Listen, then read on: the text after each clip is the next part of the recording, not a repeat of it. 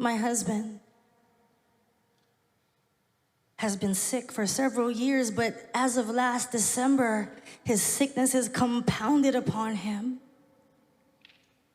And he's a young 50-year-old man, but he was put on dialysis, and then he had a major stroke.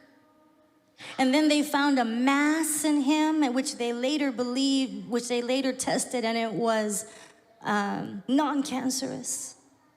But when we found out about the mass, he took it so calmly.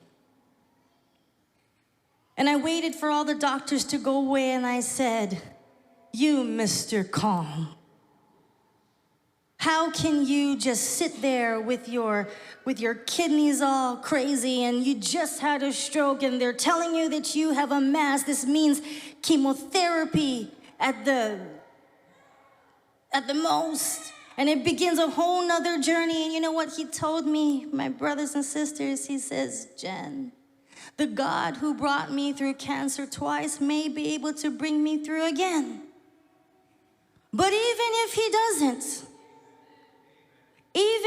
doesn't, and I began to cry and I began to pray.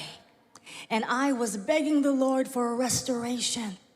I was begging the Lord, heal my husband, Lord. I want a healing. And he took over my prayer and he said, "Lord, I know that in your book our days are numbered.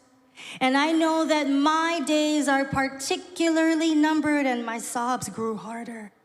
And he says, "I'm going to ask you for everything. I'm going to ask you, Lord, to see my sons graduate from high school. I'm going to ask you for the chance to hold my grandbabies. I'm going to ask you for years more of ministry with Jen.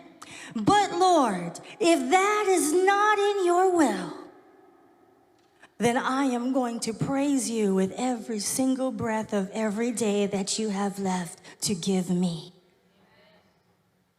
This was his hope. His hope, because he knew that even if it went the other way, he still had hope in Jesus.